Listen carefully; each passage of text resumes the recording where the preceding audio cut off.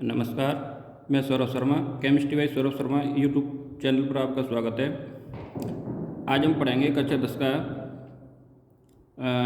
अध्याय 4 कार्बन एवं उसके यौगिक। ठीक है, तो देखते हैं कार्बन क्या होता है। कार्बन के बारे में बात करें तो जो कार्बन होता है उस कार्बन का जो प्रतीक होता है वो सी होता है। और जो कार्बन का जो परमाणु क्रमांक होता है, परमाणु क्रमांक वो 6 होता है या 6 होता है। मतलब इसमें जो इलेक्ट्रॉनों की संख्या होती है, इलेक्ट्रॉन की संख्या जो होती है वो 6 होती है। और जो कार्बन होता है उस कार्बन का जो इलेक्ट्रॉनिक विन्यास होता है, इलेक्ट्रॉनिक विन्यास वो आपका के कोष में 2 इलेक्ट्रॉन भरे जाते हैं और एल कोष में 4 इलेक्ट्रॉन भरे जाते हैं। अतः कह सकते हैं कि इसका जो बाहरी कोष होता है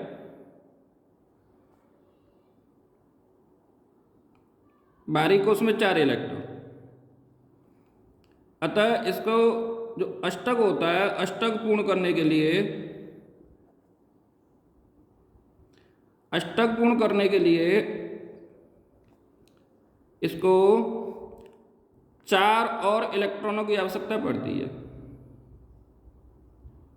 4 और इलेक्ट्रॉनों की आवश्यकता पड़ती है।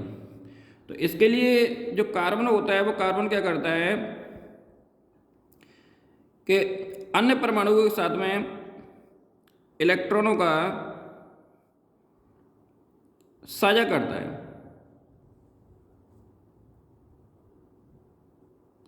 इलेक्ट्रॉनों का साझा करता है। जब इलेक्ट्रॉनों का साझा करता है तो उसके द्वारा सह संयोजक बंध का निर्माण करता है,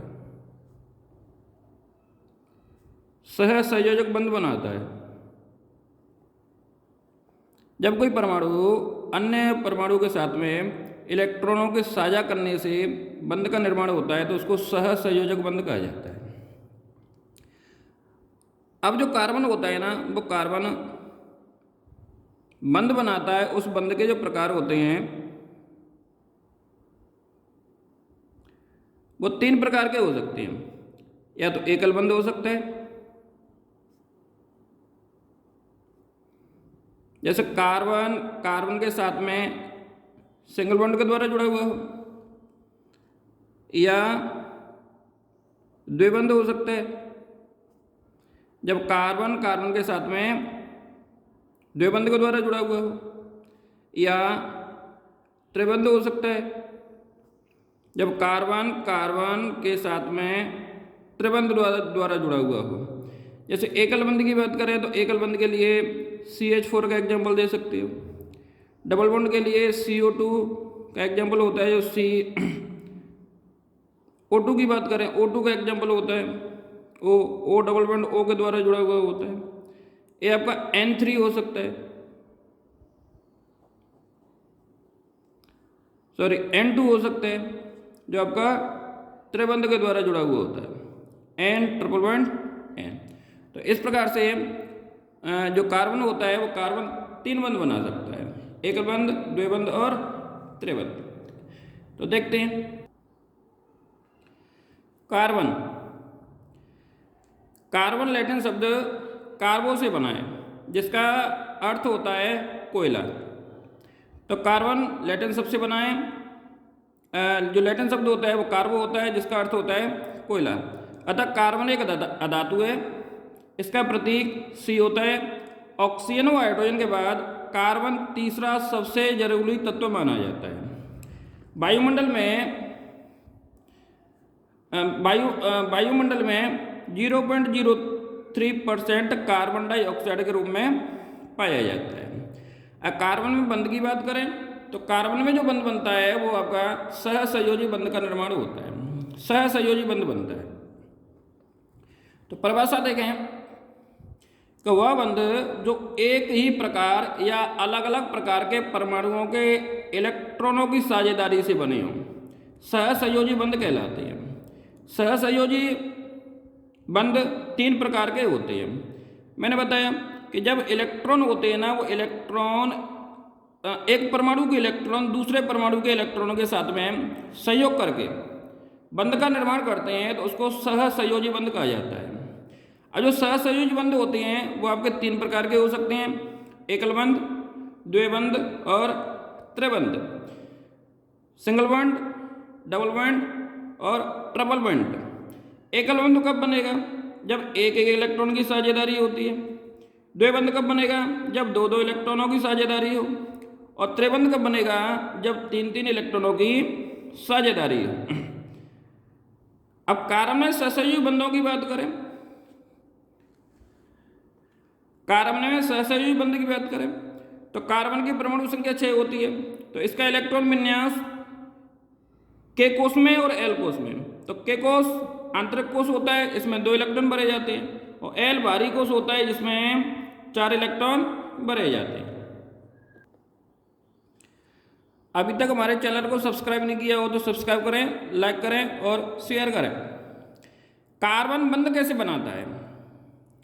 तो कार्बन चतुसंयोजी होता है, यानी इसके सबसे बाहरी कोष में 4 इलेक्ट्रॉन होते हैं। अभी बताया था कि इलेक्ट्रॉन विन्यास 2 के और एल, आंतरिक कोष में 2 इलेक्ट्रॉन और बाहरी कोष में 4 इलेक्ट्रॉन। तो बाहरी कोष में इलेक्ट्रॉन कितने? 4 इलेक्ट्रॉन। बाहरी कोष में 4 इलेक्ट्रॉन होते हैं। कार्बन अपना अष्टक 2 तरह से पूरा कर सकता है। अब जो बाहरी कोष का इलेक्ट्रॉन है ना, वो अपना अष्टक पूरा करना चाहता है। इसके लिए वो क्या करता है कि ये जो इलेक्ट्रॉन है वो इलेक्ट्रॉन 4 और इसको मिल जाए तो इसके पास में इलेक्ट्रॉनों की संख्या 8 हो जाएगी। जब इलेक्ट्रॉनों की संख्या 8 हो जाएगी तो उसका अष्टक पूरा हो जाएगा। एक्चुअल में होता क्या है कि कोई भी परमाणु है ना, अपना अस्तित्व प्राप्त करने के लिए, स्थायित्व प्राप्त करने के लिए अष्टक पूर्ण करने की कोशिश करता है। तो जो कार्बन परमाणु है, उस कार्बन परमाणु के पास में 4 इलेक्ट्रॉन कम है। तो 4 इलेक्ट्रॉन कम है तो 4 इलेक्ट्रॉन और मिल जाते हैं, तो इसके लिए इससे इसका अष्टक है ना वो पूरा हो जाता है। तो कार्बन अपना अष्टक 2 तरह से पूरा कर सकते हैं। अब इसका जो अष्टक है वो 2 प्रकार से पूरा हो सकते हैं। नंबर 1, यह न तो 4 इलेक्ट्रॉन को ले सकता है, क्योंकि 6 प्रोटॉन वाले नाभिक में 4 और इलेक्ट्रॉन लेना मुश्किल है। अब कोई यूँ कहे कि भाई इसके पास में बाह्यतम कोष में 4 इलेक्ट्रॉन है, एल कोष में 4 इलेक्ट्रॉन है, तो ये ऐसा नहीं कर सकता कि ये अपने 4 इलेक्ट्रॉन दे दे और इसके के कोष एल कोष खाली हो जाए। ऐसा नहीं होता। क्यों? क्योंकि कोई भी परमाणु 4 इलेक्ट्रॉन नहीं दे सकता, ठीक है, और ना ही कोई परमाणु 4 इलेक्ट्रॉन ग्रहण कर सकता है, ठीक है। तो यह न तो 4 इलेक्ट्रॉन को ले सकता है, क्योंकि 6 प्रोटॉन वाले नाभिक में 4 और इलेक्ट्रॉन लेना मुश्किल होता है, और यह न ही 4 इलेक्ट्रॉन दे सकता है, क्योंकि 4 इलेक्ट्रॉन खोकर 6 प्रोटॉन वाले नाभिक में सिर्फ 2 इलेक्ट्रॉन का कार्बन धनायन बनाने के लिए बहुत ज़्यादा ऊर्जा की जरूरत पड़ती है। अतः कार्बन अपने ही दूसरे परमाणु या कोई दूसरा तत्व के परमाणुओं के इलेक्ट्रॉनों के साथ साझेदारी करके बंध बनाता है। कार्बन के अलावा हाइड्रोजन, ऑक्सीजन, नाइट्रोजन और क्लोरीन भी इलेक्ट्रॉनों की साझेदारी से बंध बनाते हैं। तो देखिएगा, जब कार्बन है ना, वो कार्बन इलेक्ट्रॉन दे भी नहीं सकता और इलेक्ट्रॉन ले भी नहीं सकता। जो कार्बन है इसके बाह्यतम कोष में 4 इलेक्ट्रॉन है। अब जो 4 इलेक्ट्रॉन है, इन 4 इलेक्ट्रॉनों को वो दे नहीं सकता है, और न ही 4 इलेक्ट्रॉनों को वो किसी अन्य परमाणु से ले तो सकते हैं लेकिन दे नहीं सकता। तो इसके लिए वो क्या करता है कि अन्य तत्व के साथ में या अन्य परमाणु के साथ में इलेक्ट्रॉनों की साझेदारी करता है। जब इलेक्ट्रॉनों की साझेदारी करता है तो साझेदारी के द्वारा उसका अष्टक पूरा हो जाता है। इसी प्रकार से ऑक्सीजन परमाणु हुआ, हाइड्रोजन परमाणु हुआ, नाइट्रोजन परमाणु हुआ, क्लोरीन परमाणु हुआ, ये सभी क्या करते हैं, इलेक्ट्रॉनों की साझेदारी करते हैं, साझेदारी से बंध का निर्माण करते हैं। ठीक है, तो इसके द्वारा सहसंयोजक बंध का निर्माण होता है। अब बात करते हैं कि सहसंयोजक बंध बनता कैसे है या इसके उदाहरण कौन कौन से हैं। तो सबसे पहले देखें सहसंयोजक बंध के उदाहरण, जैसे H2 अणु है, तो H2 अणु का निर्माण कैसे होता है। H2 में परमाणु की संख्या कितनी होती है, एक होती है। जब एक होती है तो इसका इलेक्ट्रॉन विन्यास, पहला जो इलेक्ट्रॉन है वो कौन से कोष में जाएगा, पहले कोष में जाएगा, के कोष में जाएगा। अब जो के कोष है, इस के कोष को, अब भाई एक के कोष है, इस के कोष को बनने के लिए, पूरा करने के लिए इसके पास में अधिकतम इलेक्ट्रॉन 2 होने चाहिए। मतलब इसका जो विन्यास है वो हीलियम गैस के समान होना चाहिए। जो हीलियम गैस होती है वो अक्रिय गैस होती है। तो इसका इलेक्ट्रॉन विन्यास, अभी तक इसके पास में एक इलेक्ट्रॉन है, अष्टक पूरा करने के लिए या यूँ कहें अक्रिय गैस विन्यास प्राप्त करने के लिए इसको एक इलेक्ट्रॉन की और आवश्यकता होती है। तो के कोष को भरने के लिए एक और इलेक्ट्रॉन चाहिए। अतः हाइड्रोजन के 2 परमाणु अपने इलेक्ट्रॉनों की आपस में साझेदारी करके हाइड्रोजन का अणु H2 बनाते हैं। अब हाइड्रोजन के पास में 2 इलेक्ट्रॉन होते हैं, 2 परमाणु होते हैं। तो एक हाइड्रोजन के पास में एक इलेक्ट्रॉन कम है, दूसरे हाइड्रोजन के पास में भी एक इलेक्ट्रॉन कम है। तो ये क्या करते हैं, एक एक इलेक्ट्रॉन का साझा करते हैं। जब एक एक इलेक्ट्रॉन का साझा करते हैं तो साझे के द्वारा H2 अणु का निर्माण होता है और इनके मध्य में एकल बंध का निर्माण होता है। डायग्राम से समझते हैं। अभी तक हमारे चैनल को सब्सक्राइब नहीं किया हो तो सब्सक्राइब करें, लाइक करें और शेयर करें। जैसे ये हाइड्रोजन का परमाणु और ये हाइड्रोजन का परमाणु, 2 हाइड्रोजन का परमाणु हो गए हमारे पास में। अब 2 हाइड्रोजन परमाणु के पास में एक इलेक्ट्रॉन ये रहा, एक इलेक्ट्रॉन ये रहा, दोनों के पास में एक एक इलेक्ट्रॉन है। अब ये क्या करते हैं, एक एक इलेक्ट्रॉन का साझा करते हैं। तो ये हाइड्रोजन का परमाणु हो, ये हाइड्रोजन का परमाणु, इसका इलेक्ट्रॉन ये रहा और इसका इलेक्ट्रॉन ये रहा। जब एक एक इलेक्ट्रॉन का साझा करते हैं तो इसके द्वारा H2 अणु का निर्माण होता है, हाइड्रोजन अणु का निर्माण होता है। ठीक है, तो ये साझेदारी के इलेक्ट्रॉन है। अब जो साझेदारी के इलेक्ट्रॉन है, अब एक एक इलेक्ट्रॉन का साझा कर रहे हैं, एक एक इलेक्ट्रॉन का साझा कर रहे हैं तो एकल बंध का निर्माण होता है। इसको यूँ दिखा सकते हैं, एक एक इलेक्ट्रॉन, तो इसके द्वारा H बंध H का निर्माण होता है। तो इस प्रकार से जो H2 अणु होता है उसका निर्माण होता है।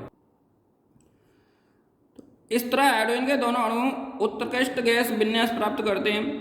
संयुक्त इलेक्ट्रॉनों को क्रॉस या बिंदु द्वारा दिखाया जाता है।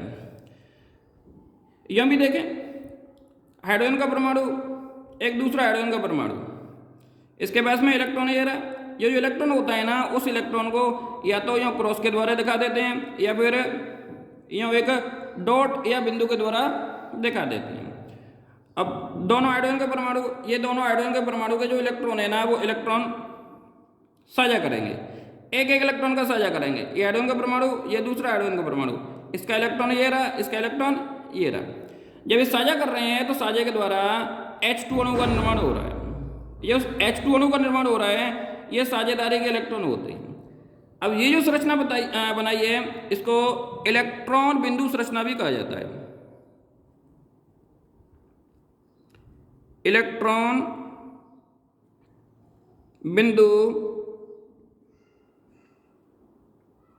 संरचना। जब किसी भी परमाणु के इलेक्ट्रॉनों को दिखाया जाता है तो उसको इलेक्ट्रॉन बिंदु संरचना कहा जाता है। तो इस प्रकार से H2 अणु का निर्माण होता है। अब एक एक इलेक्ट्रॉन का साझा हो रहा है तो हाइड्रोजन बंध हाइड्रोजन बनाता है। मतलब एक एक इलेक्ट्रॉन का निर्माण हो रहा है तो इसके द्वारा एकल बंध का निर्माण हो रहा है। क्या बना रहा है, एकल बंध बना रहा है। तो हाइड्रोजन के 2 परमाणुओं के बीच में इस प्रकार से एकल बंध का निर्माण होता है। तो सभी से निवेदन है, अभी तो हमारे चैनल को सब्सक्राइब नहीं किया हो तो सब्सक्राइब करें, लाइक करें और शेयर करें। इसी प्रकार से क्लोरीन या Cl2 अणु है, उसकी बात करें तो देखिएगा Cl परमाणु की जो परमाणु संख्या होती है वो 17 होती है। इसका जो इलेक्ट्रॉन विन्यास होता है वो KLM, K कोष, L कोष और M कोष। तो देख के कोष में 2 इलेक्ट्रॉन, एल कोष में 8 इलेक्ट्रॉन, बाकी के कितने रह गए 7 इलेक्ट्रॉन। तो एम कोष में 7 इलेक्ट्रॉन भरे जाते हैं। अब जो एम कोष होता है वो एम कोष अपना अष्टक पूर्ण करने की कोशिश करेगा, क्योंकि इसके पास में 1 इलेक्ट्रॉन कम है। तो ये जो एम कोष होता है वो एम कोष 1 इलेक्ट्रॉन पूर्ण करके अपना अष्टक पूर्ण करता है। तो ऐसा करने के लिए वो क्या करेगा, दूसरा परमाणु है Cl का, उस Cl के परमाणु के पास में भी 1 इलेक्ट्रॉन कम होता है, तो वो एक इलेक्ट्रॉन का साझा करते हैं। जब एक इलेक्ट्रॉन का साझा करते हैं तो उसके दौरान Cl2 अणु का निर्माण होता है। तो देखते हैं इसके बाहरी कोष में 7 इलेक्ट्रॉन है। बाहरी कोष पूरा करने के लिए Cl को 1 इलेक्ट्रॉन चाहिए। भाई 7 इलेक्ट्रॉन है, 1 इलेक्ट्रॉन मिल जाए तो 8 इलेक्ट्रॉन हो जाएंगे। इस 1 इलेक्ट्रॉन को दूसरे Cl के साथ में साझा करके लिया जा सकता है। ठीक है, जैसे एक Cl का परमाणु, दूसरा Cl का परमाणु। ठीक है, ये आपके Cl परमाणु हो गए। इसके पास में 7 इलेक्ट्रॉन, 1 2 3 4 5 6 और 7। इसके पास में भी 1 2 3 4 5 और 6 और 7। इसके पास में 7 इलेक्ट्रॉन और इसके पास में 7 इलेक्ट्रॉन। लेकिन अष्टक पूरा करेंगे, अष्टक पूरा करेंगे तो 1 इलेक्ट्रॉन का साझा करेंगे। तो ये Cl परमाणु और Cl परमाणु 1 इलेक्ट्रॉन का साझा करते हैं। 1 इलेक्ट्रॉन का साझा करते हैं तो Cl2 अणु का निर्माण करते हैं। ये कौन सी संरचना कहलाएगी, ये इलेक्ट्रॉन बिंदु संरचना कहलाती है। 1 इलेक्ट्रॉन का साझा कर रहे हैं तो इनके बीच में एकल बंध का निर्माण हो जाता है, तो Cl बंध Cl बनता है। ठीक है, तो इस प्रकार से क्लोरीन अणु का निर्माण होता है। अभी तक हमारे चैनल को सब्सक्राइब नहीं किया हो, सब्सक्राइब करें, लाइक करें और शेयर करें।